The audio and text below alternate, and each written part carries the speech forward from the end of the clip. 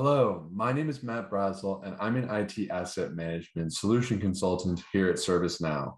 And today I'm here to discuss the new platform features coming with our Tokyo release as far as our IT asset management solution is concerned, and the better together stories or those areas of the platform that IT asset management works hand in hand with. The topics I'll be covering today are those better together solutions between the vulnerability exposure assessment that's been integrated to our software asset management solution, creating a better together story between our security product and our SAM product. Additionally, I'll be touching on the asset management executive dashboard, providing that one pane visibility at the executive level for all asset functions, as well as our technology standards and onboarding workflows new to the platform, creating that better together between our application portfolio management or APM module, as well as our IT asset management module. First, I wanted to cover our vulnerability and exposure assessment in the Tokyo release. Now, this is new in the Tokyo release, but I do want to call out that it is limited in our store application and is still ongoing as far as this solution goes. But I wanted to highlight its capabilities. And the main capability comes from being able to evaluate your exposures to these vulnerabilities by identifying the impacted software installations inside of your environment. And with this new assessment, these VR users are going to be able to search for those impacted software installations by invoking software asset management using the CPEs. And there's going to be a normalization function to all of this, like we've seen in hardware and software asset management. We're going to be able to normalize these rules for CPEs, and those are going to be curated by the SAM content team at ServiceNow, making sure that you have that standardized view of all of these vulnerabilities and exposures in your environment. The next better together story that I wanted to touch on is that application portfolio management, as well as software asset management better together, coming in as the technology standards and onboarding workflows. And this is going to allow users to evaluate the technology and add this into their technology standards list or catalog. And this is going to enable architects to govern and advise the organizations as they approve these standard software technologies.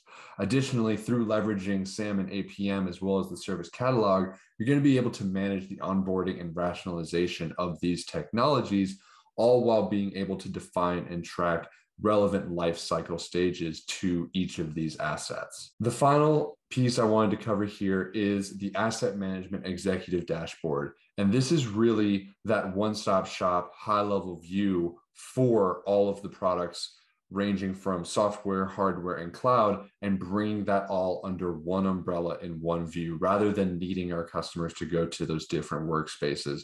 That's the major piece of this asset executive dashboard.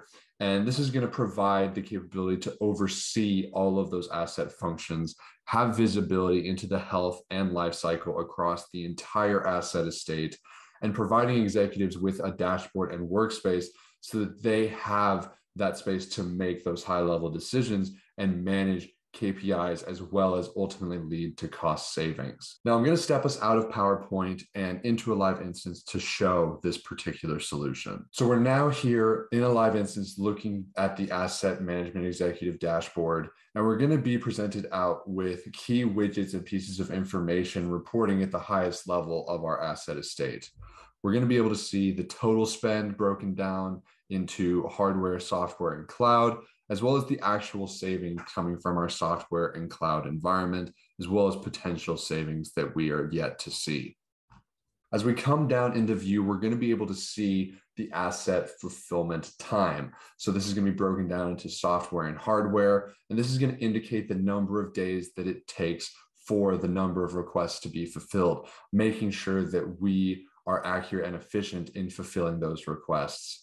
On the right here, we're also going to be able to see those completed software goals and software success savings. And as we move down inside of this view, we're going to be able to see the missing hardware assets and the numbers on the left, as well as the true up cost for our software environment. That's going to be the number that it would take for us to get into a compliance position today. We're also going to be able to see expiring contracts that expire in the next 90 days, allowing you to be proactive about those renewals and address those expiring contracts. Finally, we're going to be able to see the number of assets being pulled from our pooled inventory versus net new purchases, as well as what software and hardware models are nearing their end of life in the next 90 days. I'd also like to call out that we have the ability to drill into these widgets and lift the curtain and see all of the data behind these wonderful numbers. And we also have the capability to filter this dashboard down based on the particular type of asset that we want to see if we don't want to see it all put together. That concludes what I wanted to show as far as the Tokyo release goes in today's video. If you want more information, I encourage you to go to the ServiceNow store product page, as well as our main website to learn more about what's coming in our Tokyo release. Thank you so much for your time.